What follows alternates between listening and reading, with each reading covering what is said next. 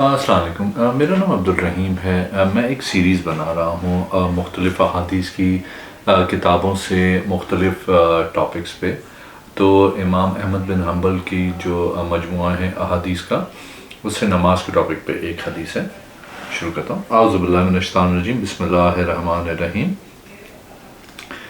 عامر بن سعد بن ابی وقاص سے مروی ہے، وہ کہتے ہیں میں نے سیدنا سعد رضی اللہ تعالیٰ عنہ اور صحابہ اکرام میں کچھ مزید لوگوں سے بھی سنا۔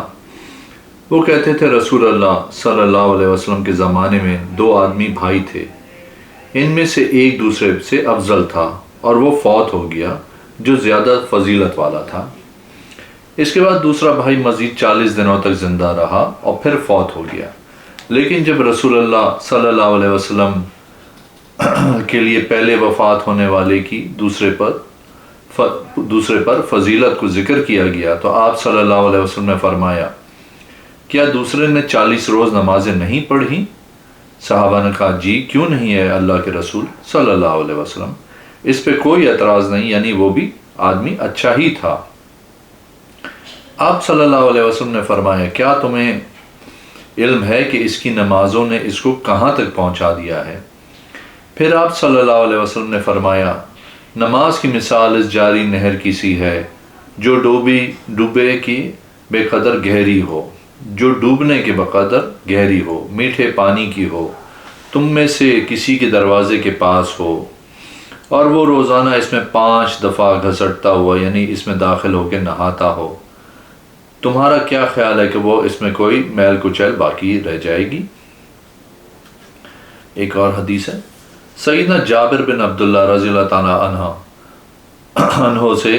بیان کرتے ہیں کہ رسول اللہ صلی اللہ علیہ وسلم نے فرمایا، 5 نمازوں کی مثال اس نہر کی سی ہے جو چل رہی ہو، ڈوبنے کے بقدر گہری ہو اور تم میں سے کسی کے دروازے پہ ہو اور وہ اس میں روزانہ 5 بار نہاتا ہو۔ ایک اور حدیث ہے، سیدنا عبداللہ بن مسعود رضی اللہ تعالیٰ عنہ سے مروی ہے، وہ کہتے ہیں میں نے سنا رسول اللہ صلی اللہ علیہ وسلم نے فرمایا، جس نے اللہ تعالیٰ کا کوئی شریک بنایا اللہ تعالیٰ اس کو جہنم میں ڈال دے گا۔ پھر سیدنا ابن مسعود رضی اللہ تعالیٰ عنہ نے کہا، دوسری بات میں خود کہہ رہا ہوں، میں نے یہ آپ رسول اللہ صلی اللہ علیہ وسلم سے نہیں سنی۔ جو آدمی اس حالت میں مرتا ہے وہ اللہ تعالیٰ کا شریک نہیں بناتا تو اس کو جنت میں داخل کرے گا۔ یقیناً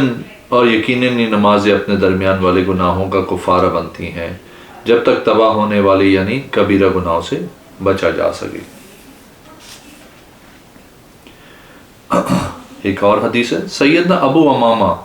رضی اللہ تعالیٰ عنہ بیان کرتے ہیں کہ رسول اللہ صلی اللہ علیہ وسلم نے فرمایا، جس مسلمان کے پاس فرض نماز کا وقت ہو جاتا ہے بس وہ کھڑا ہوتا ہے، وضو کرتا ہے اور اچھا وضو کرتا ہے، پھر وہ نماز پڑھتا ہے اور اچھی طرح نماز پڑھتا ہے، اللہ تعالیٰ اس نماز کی وجہ سے اس نماز اور اس سے پہلے والی نماز کے درمیان والے گناہ معاف کر دیتا ہے۔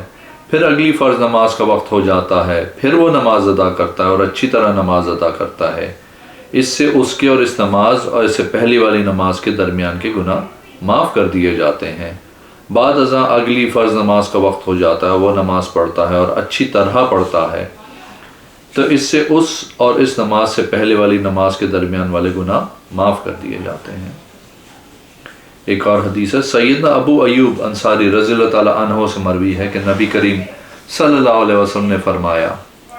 بے شک ہر نماز اپنے سے پہلے والے گناہوں کو مٹا دیتی ہے۔ ایک اور حدیث ہے، سیدنا ابو ہریرہ رضی اللہ تعالیٰ عنہ سے یہ بھی مروی ہے کہ ایک آدمی نبی کریم صلی اللہ علیہ وسلم کے پاس آیا اور اس نے کہا، فلاں آدمی رات کو نماز پڑھتا ہے لیکن جب صبح ہوتی ہے تو چوری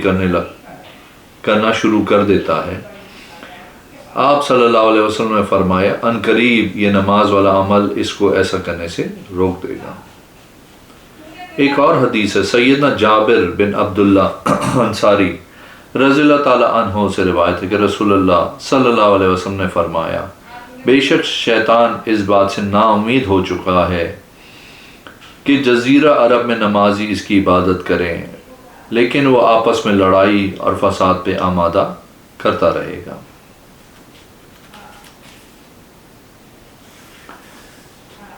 ایک اور حدیث ہے،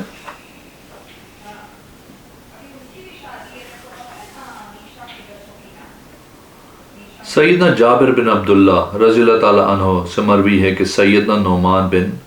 قوقل رضی اللہ تعالیٰ عنہ نبی کریم صلی اللہ علیہ وسلم کے پاس تشریف آئے اور کہا، اے اللہ کے رسول، اگر میں حلال کو حلال سمجھوں، حرام کو حرام سمجھوں اور فرضی نمازیں ادا کروں اور اس سے زائد کچھ نہ کروں تو کیا میں جنت میں داخل ہو جاؤں گا؟ رسول اللہ صلی اللہ علیہ وسلم نے فرمایا، جی ہاں۔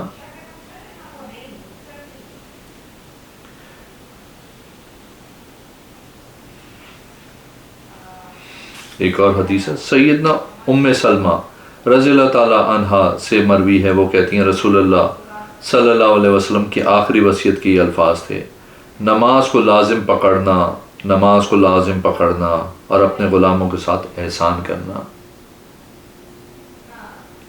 یہاں تک کہ آپ صلی اللہ علیہ وسلم نے ان الفاظ کو سینے میں دہرانا شروع کر دیا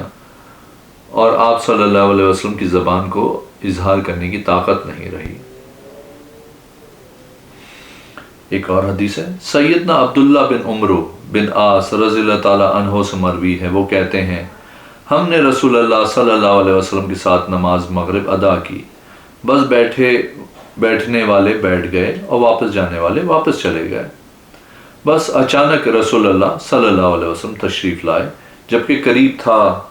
کہ آپ صلی اللہ علیہ وسلم اپنے گھٹنوں سے کپڑے اتار دیں اور فرمائے، مسلمان کی جماعت خوش ہو جاؤ، یہ تمہارا رب، اس نے آسمان کے دروازوں میں سے ایک دروازہ کھولا اور تمہاری وجہ سے فرشتوں پہ فخر کرتے ہوئے کہا، یہ میرے بندے ہیں، ایک فرض ادا کر چکے ہیں اور دوسرے فرض کا انتظار کر رہے ہیں۔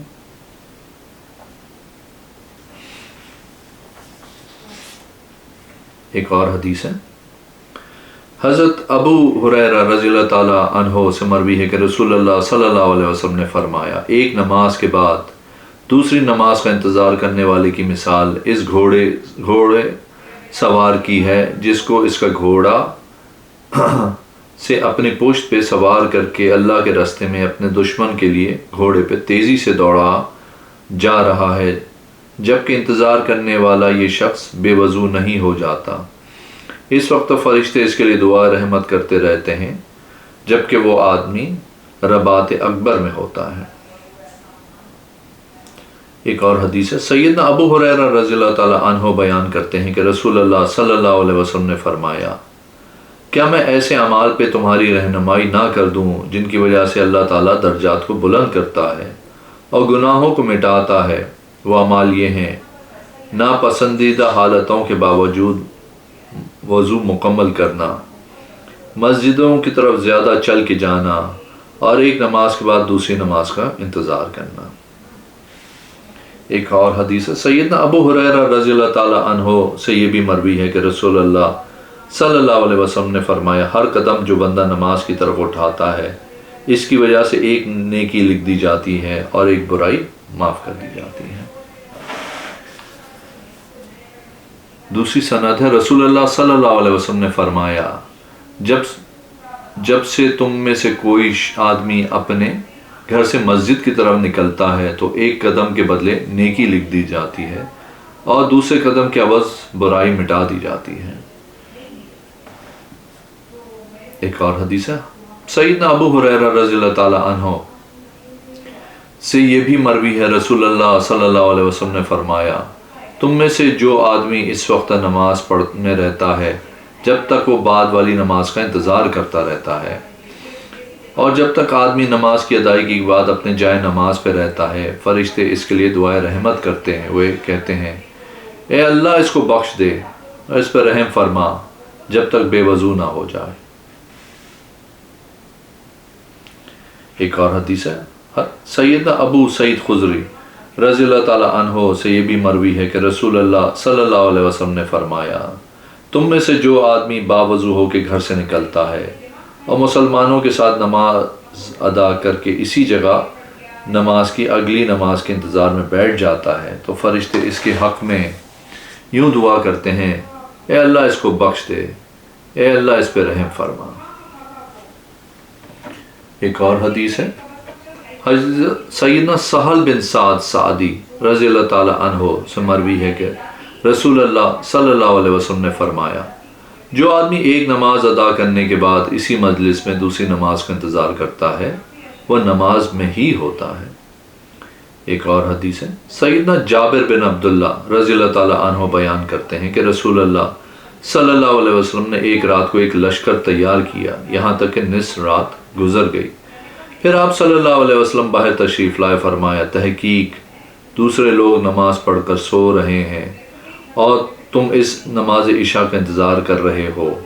خبردار بے شک تم جب سے اس نماز کا انتظار کر رہے ہو نماز میں ہی ہو۔